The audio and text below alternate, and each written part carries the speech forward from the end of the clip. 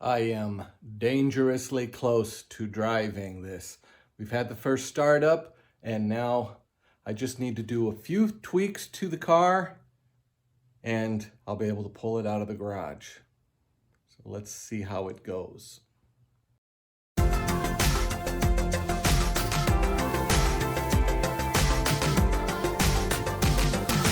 You're watching On the Mark with Mark.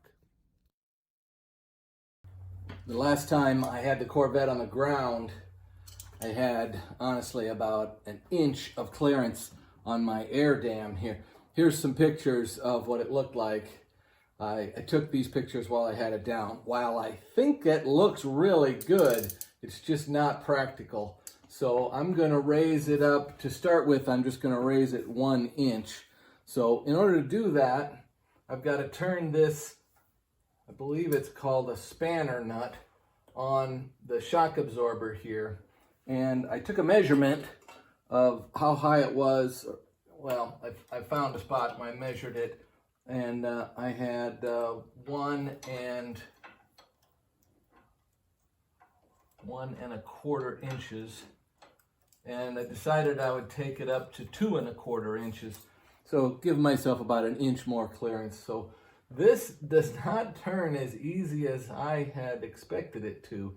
So I've already been wrenching on this thing for quite a while, but I still got to get it up to that 2.25 that I wanted. And that's just kind of a random measurement. I measured where it was to start with. It was at 1.25, now I'm going to 2.25.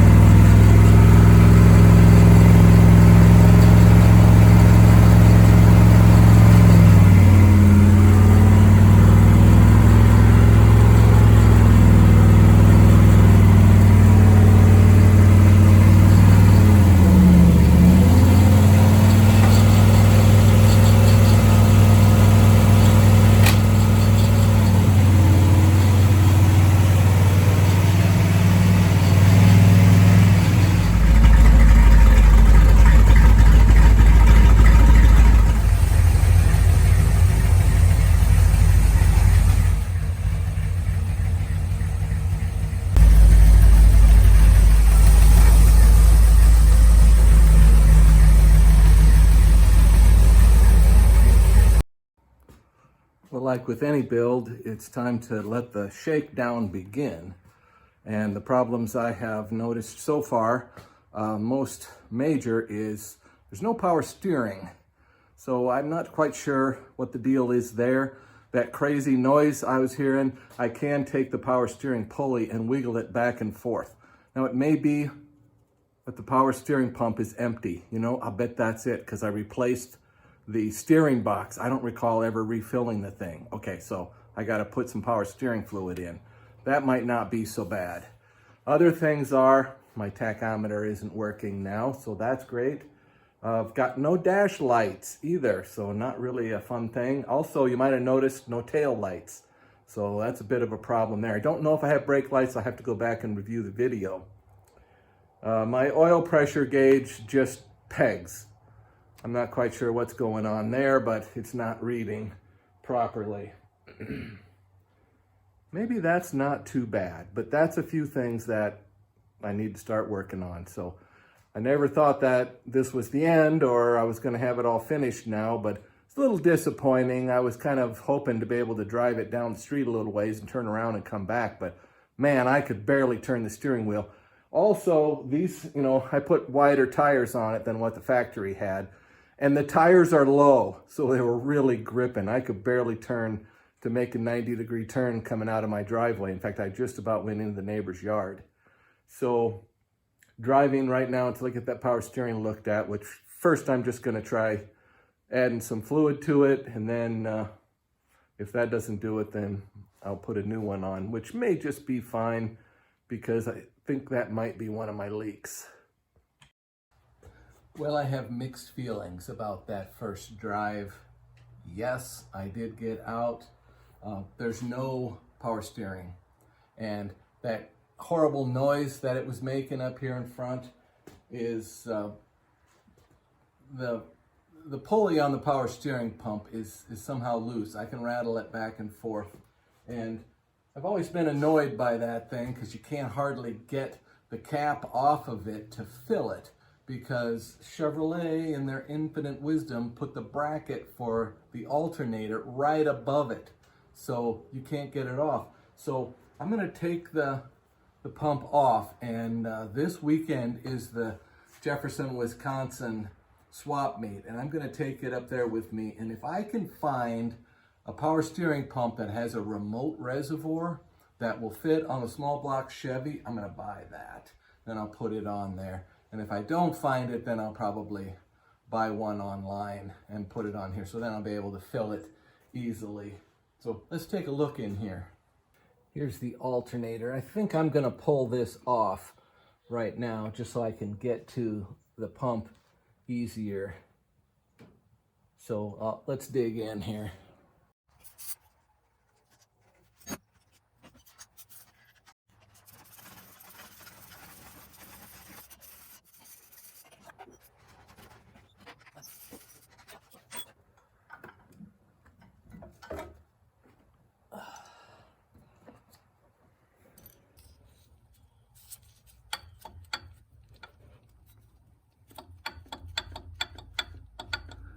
That is the sound.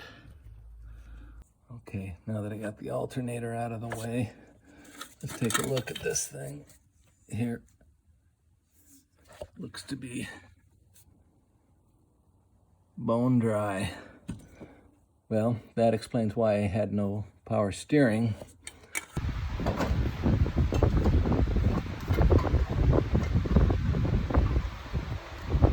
Now it comes off. Well, that was way harder than it should have been. If you look right in there,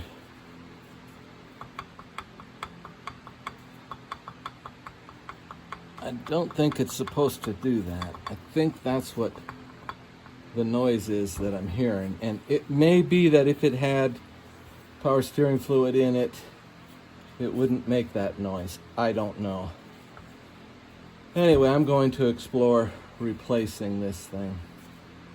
Well, I did find a reservoir at the Jefferson swap meet, and they've also bought a power steering pump for a small block Chevy that does not have the reservoir built into it. So this has turned into a whole project in itself. So that's what the next video is going to be.